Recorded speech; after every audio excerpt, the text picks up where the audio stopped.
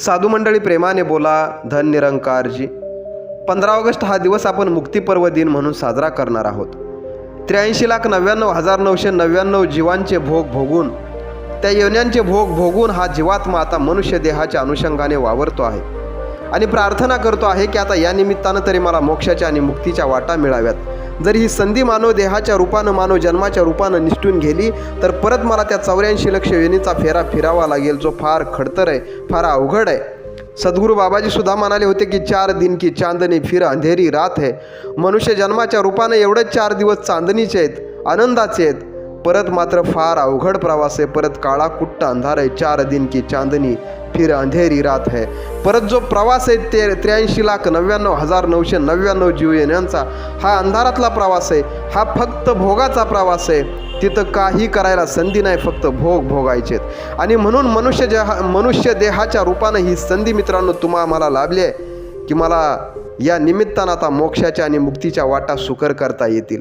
त्याच्याकरता मला भक्ती भजन करावं लागेल. सन्मार्गानं, सद्भावनेनं आणि सद्विचारानं जगून दाखवून सद्गुरूची कृपा प्राप्त करून घ्यावी लागेल. तर मोक्षाच्या आणि मुक्तीच्या वाटा आपल्यासाठी मोकळ्या होतील. हा मित्रांनो, बाकी जन्मांमध्ये हे कार्य आपल्याला सिद्धीस नेता येणार नाही, कारण त्या योन्या म्हणजे फक्त भोग योन्यात, फक्त भोगायचं आहे. त्या कर्म योन्या नाहीत, कसलंही नवीन कर्म करण्याची संधी नाही, फक्त भोग भोगावे लागतील.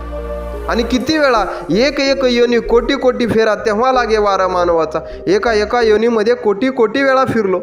किती मोठा प्रवास आहे. जलचर प्राणी झालो तर 9 लाख वेळा झालो. वनस्पती झाडं झुडपं झालो तर 20 लाख वेळा झालो.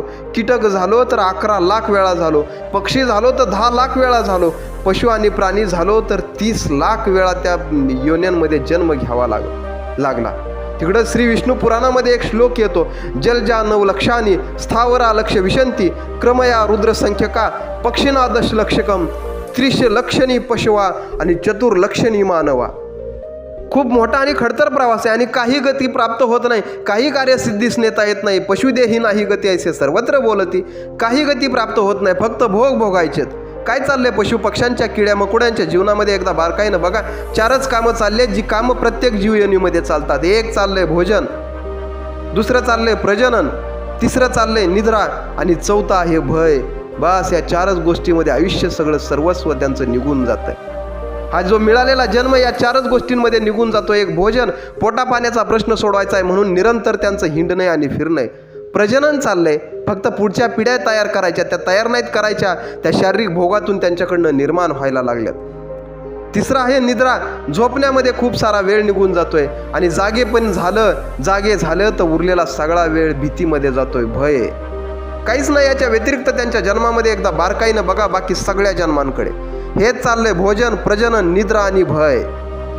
माशाला भीती मोठ्या माशाची, वनस्पतींना भीती आहे कुणीतरी येऊन तोडण्याची, कीटकांना भीती आहे कुणाच्या तरी पायाखाली चिरडलं जाण्याची, पक्ष्यांना भीती आहे कुठून तरी येऊन बाण लागेल, कुठंतरी जाळं आडवं येईल, आपण सापडलं जाईल.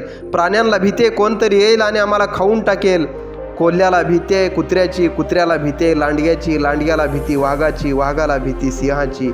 सगळ्यांचं जीवन भयभीत झालंय आणि या 4 कामांमध्ये आयुष्य निघून जातोय. तो जन्म सरतोय, परत दुसऱ्या जन्मामध्ये हेच 4 गोष्टी, भोजन, प्रजनन, निद्रा, भय, तो पण जन्म सरतोय. परत पुढचा जन्म हेच काम निरंतर चाललंय ना. असाच प्रवास त्या 83,99,999 जीव योनींचा आहे.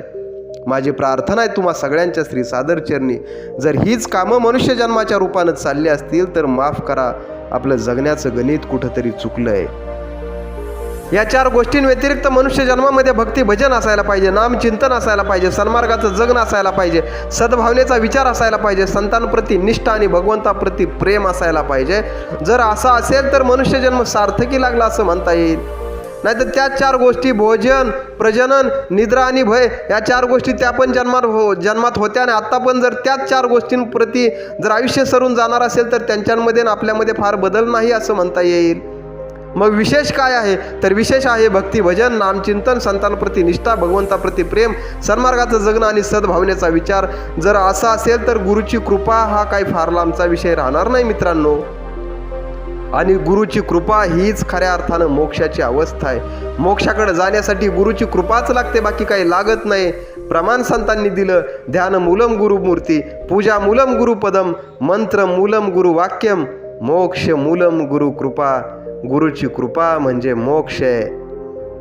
आपण आपल्या ध्येयाप्रती जागरूक असायलाच पाहिजे. संत सांगतात कुठेही राहा, फक्त जागे राहा. आपल्याकडे जर निद्रेची अवस्था प्राप्त झाली, भ्रमाची आणि भ्रांतीची अवस्था जर आपल्याकडे निर्माण झाली, तर आपण आपल्या निश्चित ठिकाणी जाऊन पोहोचणार नाही. ध्येय आपण अचीव करू शकणार नाही. आपले ध्येय मोक्ष आणि मुक्तीच्या अवस्थांपर्यंत जाऊन पोहोचणं ही आपली सगळ्यांची जबाबदारी आहे आणि त्याच्या प्रती आपण जागरूक असायलाच पाहिजे. एवढीच संधी आहे मनुष्य जन्माच्या रूपानं दरवाजा उघडण्याची, मोक्षाच्या आणि मुक्तीचा. एका उदाहरणाच्या माध्यमातून आपण हे समजून घेऊ. एक फार मोठा वाडा आहे असं लक्षात घ्या. कल्पना करा, त्या वाडा म्हणजे घर आणि त्या वाड्यामध्ये, त्या घरामध्ये 84 लाख खोल्या आहेत. या खोल्या म्हणजे काय माहीत आहे? या खोल्या म्हणजे तुमचं माझं जसं शरीर आहे, अशी शरीरं, मग कुत्र्याचं असू द्यात, मांजराचं असू द्यात, उंदराचं असू द्यात, शेळीचं, गाय, म्हैस, उंठ, गाढव, या सगळ्यांची जी शरीरं आहेत, ही शरीरं म्हणजे 84 लाख खोल्या. आणि आत्मा म्हणजे मी त्या खोल्यांच्या माध्यमातून प्रवास करायला लागलोय. एका शरीरामध्ये गेलो, एका खोलीमध्ये गेलो तर 10-5 वर्षे काढली. एखाद्या दुसऱ्या खोलीमध्ये गेलो तर तिथं 50-60 वर्षे, 100 वर्षापर्यंतचं आयुष्य तिथं काढलं. आणि अशा खोल्यांच्या माध्यमातून निरंतर प्रवास करत करत करत मी आता मानवी देहामध्ये आलो आहे, या मानव नावाच्या खोलीमध्ये आलो आहे. आता या खोलीमध्ये आल्यानंतर एक आनंद आहे.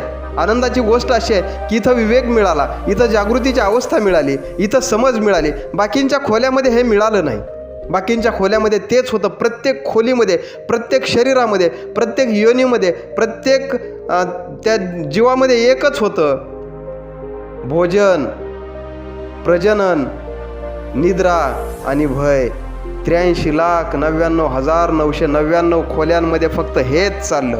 पण मानवी देहामध्ये आल्यानंतर मग लक्षात आलं की या वाड्याला एक दरवाजा आहे आणि त्या दरवाजातून बाहेर निघालो तर, या वाड्यातून बाहेर निघालो तर मग मोक्षाच्या आणि मुक्तीच्या दिशेनं जाता येईल. नाही तर याच वाड्यामध्ये परत फिरावं लागेल, परत पहिल्या खोलीपासून प्रवास सुरू करावा लागेल. हजारो लाखो वर्षांचा हा प्रवास आता संपुष्टात आणण्याची संधी आहे मानव जन्माच्या रूपानं. हा विवेक कुठं मिळाला तर मानवी देहामध्ये आल्यानंतर मिळाला. इथं मानवी शरीराच्या अनुषंगाने मिळाला. आणि म्हणून जबाबदारी आहे. आणि म्हणून म्हणतात की मनुष्य जन्म अनमोल रे, मिठी में ना रोल रे, अब जो मिला है फिर ना मिलेगा, कभी नहीं कभी नहीं कभी नहीं रे. मनुष्य जन्म अनमोल तेवढ्यासाठी आहे कारण अमोलिक असा परमात्मा या अनुषंगाने पाहता येतो. मोक्षाच्या आणि मुक्तीच्या वाटा या मानवदेहाच्या रूपानं मोकळ्या करता येतात. म्हणून या जन्माला अमोलिक असं म्हटलं. चला तर मित्रांनो, आपण जाणीवपूर्वक हा प्रयत्न करूया या वाड्याचा दरवाजा उघडण्याचा, या राडघाडग्यातून, या चक्रव्यूहातून बाहेर पडण्याचा. नको आता त्या खोल्यांचा प्रवास, विविध शरीराच्या अनुषंगाने जन्माला येणं आणि अनंत काळाचा प्रवास आता नको. आता किती वेळा यावे जन्म आणि किती वेळा व्हावे फजित. अरे किती वेळा जन्माला यायचं आणि किती वेळा फजिती करून घ्यायची. जन्माला येणंच मुळात सगळ्यात मोठी फजिती आहे. आणि म्हणून सद्गुरू माऊलींच्या चरणी प्रार्थना आहे, देवा आता परत जन्माला घालू नको. आता तुझ्या चरणी स्थितप्रज्ञ होण्याची संधी दे. तू आम्हाला जाणीव तर दिलीच, आम्हाला जागृतीची अवस्था दिली, आम्हाला विवेक दिला, आम्हाला समज दिली. आता त्या भावना दे, आम्हाला त्या दिशेनं चालण्यासाठी बळ दे आणि आमचं ध्येय, आमचं धोरण आमच्या निरंतर लक्षात राहावं. त्याच्याकरता साधू संतांचा संग दे, जेणेकरून आम्ही तुझ्यापर्यंत पोहोचू आणि तुझ्या ठिकाणी स्थितप्रज्ञ हो, तुझ्याशी एकरूप हो. परत विविध शरीरांच्या रूपानं, विविध जन्मांच्या रूपानं आम्हाला जन्माला यायचं नाही. ही तुझ्या चरणी सादर प्रार्थना. साधू मंडळी प्रेमाने बोला. धन निरंकार.